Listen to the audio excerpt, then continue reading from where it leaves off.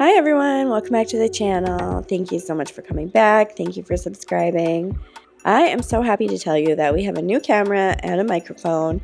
So except for a few videos that we still have to edit, the quality should be going up around here. I do have a little bit of a cold though, so the audio might not be fabulous this time. Today we're taking a short day trip to Butrint Archaeological Park in Albania. This park is just 35 minutes from Saranda by car and about 15 minutes from Ksamil. You can actually visit Butrint on a full day tour from Corfu Island as well, and it is probably the most popular excursion for cruise ship passengers that port in Saranda. It's on many lists for the top things to do in all of Albania, and today you'll see why. So, Butrint Archaeological Park is open every single day from 9 until dusk. Usually in the summertime they close at 7. You're going to want to give yourselves about 2 to 3 hours at Butrint. There's a lot to see and it's actually quite a big park to walk around. Admission for the archaeological park, kids are free, everybody else is 1,000 lek, which is about 10 euros. Today we're going to drive to the archaeological park, but you can also take a bus. It's super easy to do that. You can catch it at the park downtown called Friendship Park in Saranda. And Butrint is the last stop on the route, so you really can't get lost, and you get back on the bus in the same spot. They run every 30 minutes or every hour, depending on the season, and the fare is about 150 lek. We are save the best for last kind of people, so we like to start the route on the right-hand side towards the Venetian Tower and follow the path that way, so that you can finish coming down above the amphitheater, which is just a great way to see it. So if you like little surprises, go this way.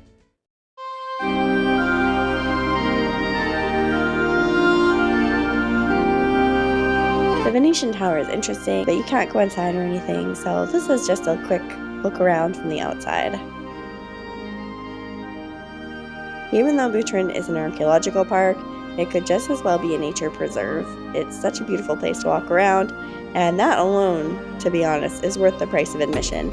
Especially in the summertime, it's super shaded, so it won't get too hot.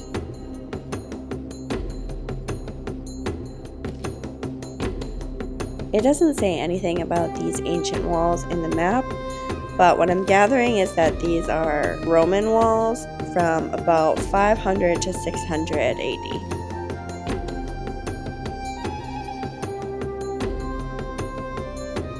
Throughout the archaeological park, you will see two kinds of stone construction.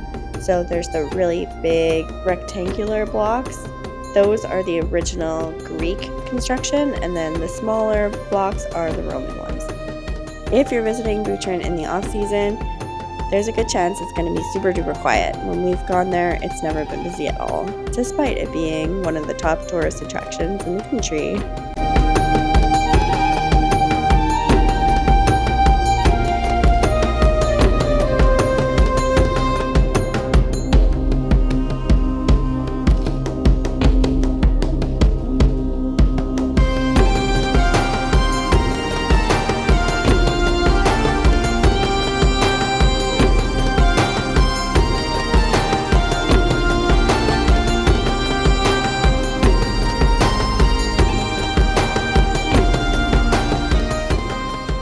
Just down the road from the Venetian Tower is the ruin of a Roman villa, which was later converted into a palace. Welcome to my home. I'm an adeptus of the wind and sky. Wow. My name is Sky. Hello. Nice to meet you. Nice to meet you too. These are some really interesting Roman ruins. They can be flooded in the off-season because the water table is so high here.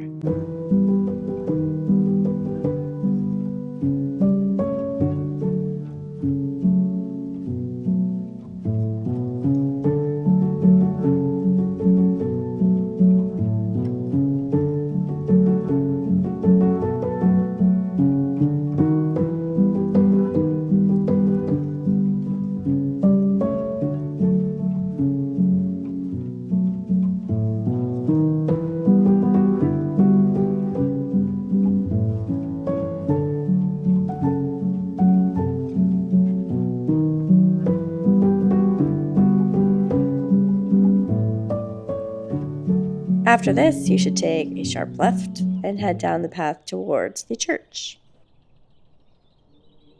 This area is thought to have been pagan before it was converted to a church.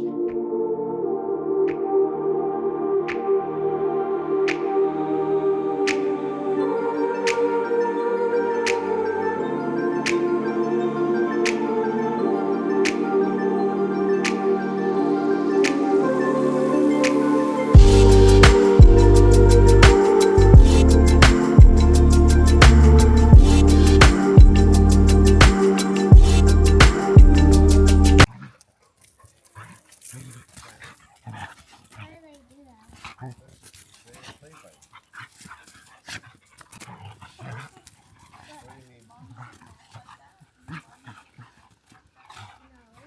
This ruin might also be flooded. To be honest, if it is flooded, it kind of makes the pictures nicer because you get cool reflections in the water.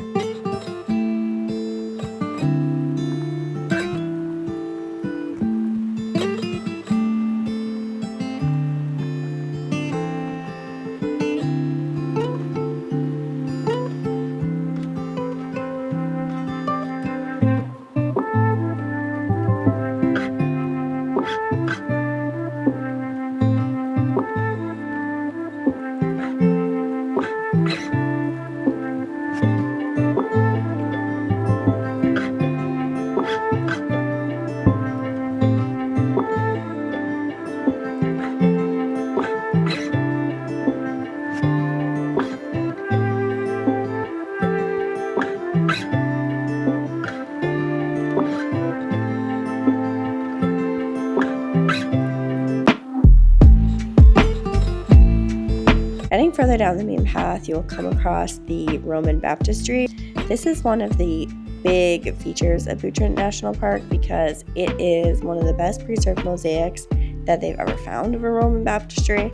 I think they say it actually is the best and the largest. Unfortunately, it might be underwater or it's covered in gravel, and they've done that to preserve the mosaic, so most of the time you won't see the mosaic anyway.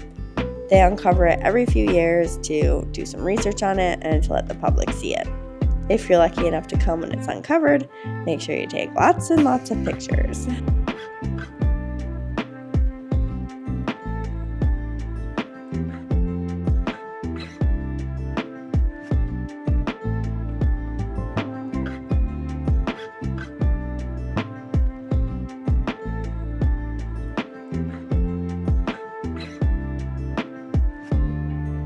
It's not currently numbered on the map, but just down the path from the baptistry is a merchant house.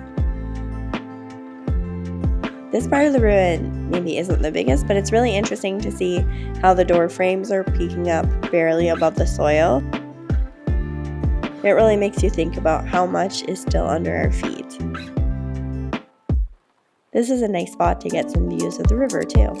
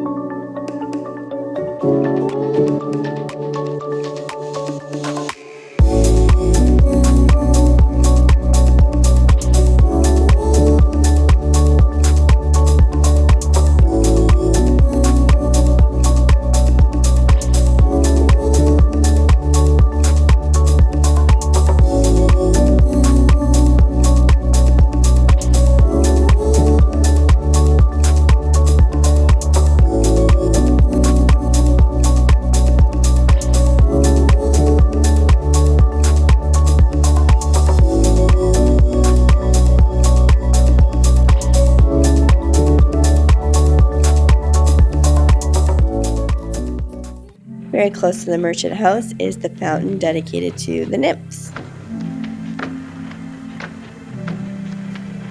There's not as much water in it right now as there normally is, but this is usually really pretty.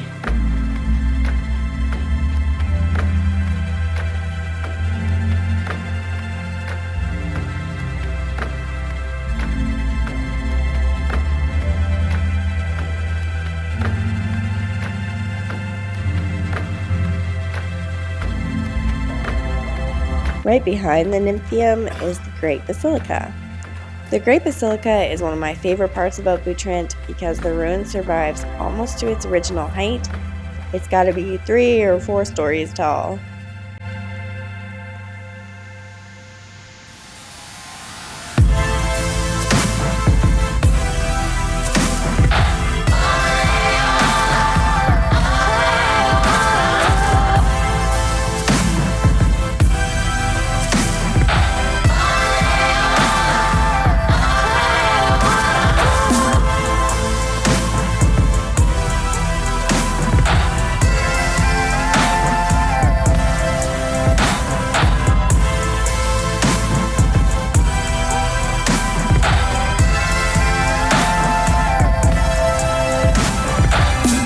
Out of all the places that we've been, this has got to be one of the most impressive ruins.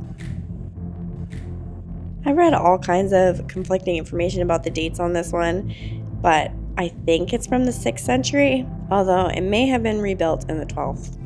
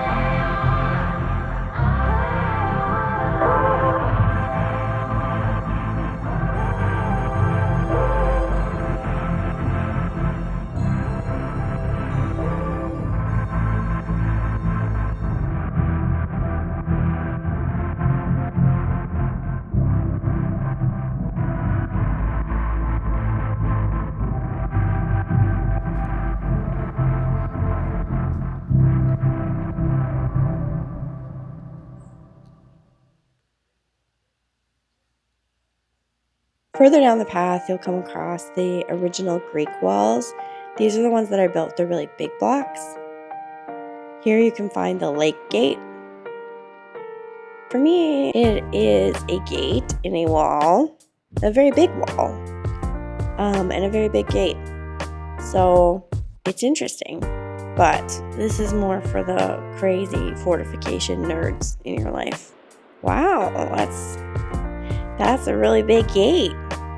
I'm so sorry. Following along the ancient walls, you're going to reach the Lion's Gate.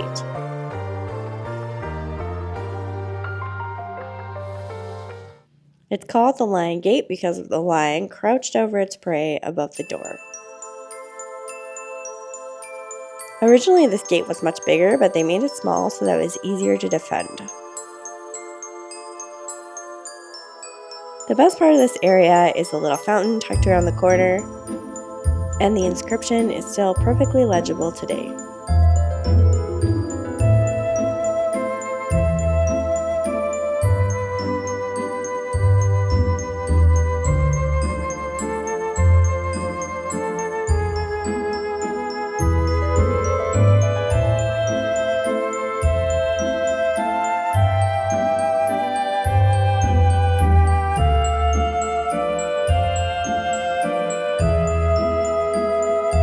After this, you'll go up the stairs and there's some more ruins down to the right, which, if you have lots of time, you could go down and explore, but the visit takes you 2 to 3 hours without going down there.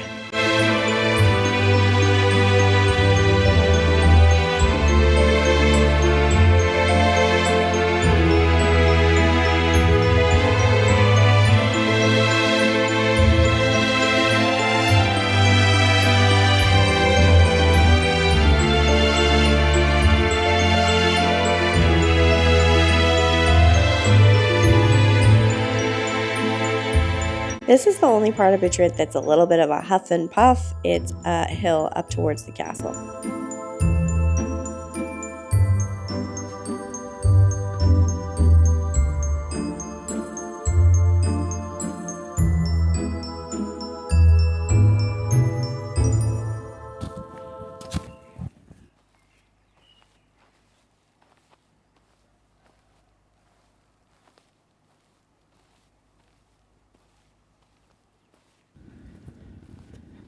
Very old.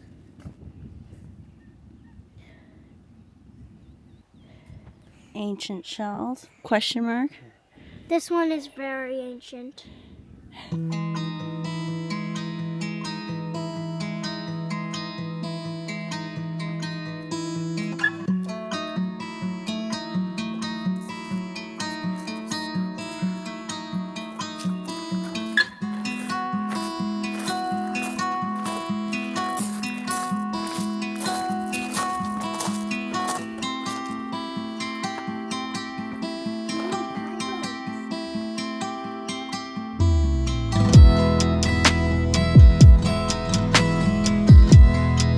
Up at the castle, there's a beautiful view over the surrounding lake and river and the sea.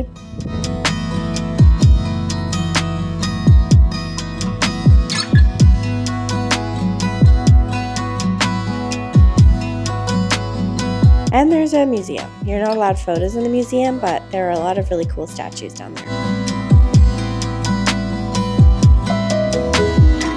This little kitty cat lives in the castle.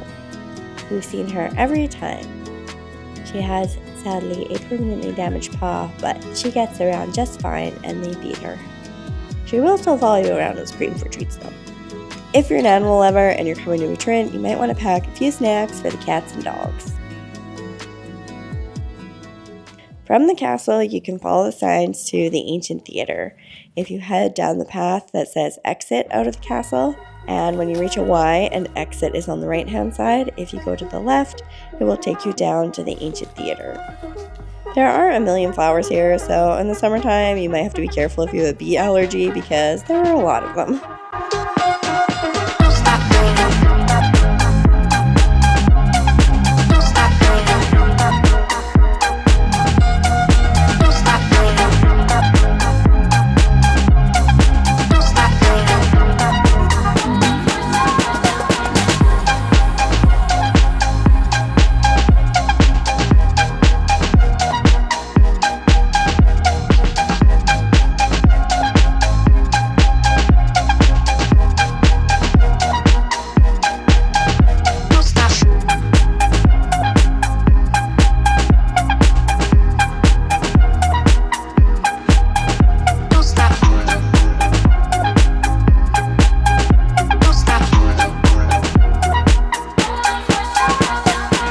This Roman theater is from the 3rd century AD. Unlike in Athens, if you visit an ancient theater, this one is totally open and you can go up and down the seats at will.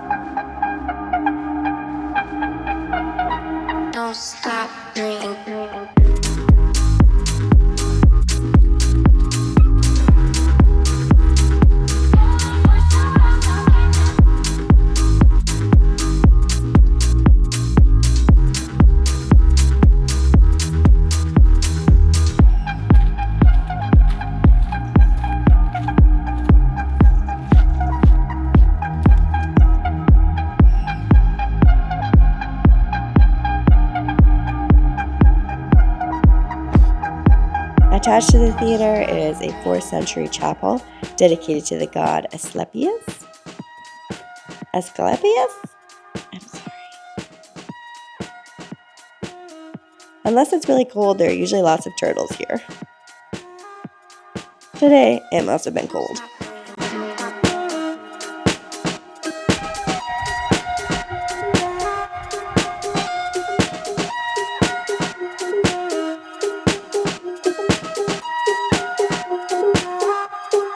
Don't stop.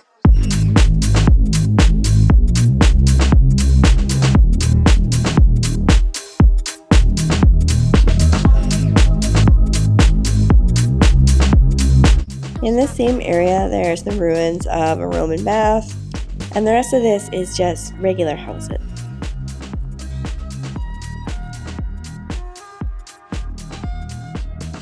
We all have that one neighbor. You should definitely bring your own water and snacks. There's absolutely nothing out here where you can purchase those. If you do visit in the summertime or with a tour, they might have the cafe open, but it's never been open when we're here. Butrint is amazing because it's kind of a 2-for-1. It's a beautiful nature park, and at the same time, it's some of the best ruins that we've ever seen. It's a rare opportunity to see the remains of an entire city where normally another city would have been built on top. So it's pretty cool to be able to visit all these different areas all in one place. Every time we've gone in the off season, we're pretty much by ourselves, so that's another plus. Besides the dogs, of course.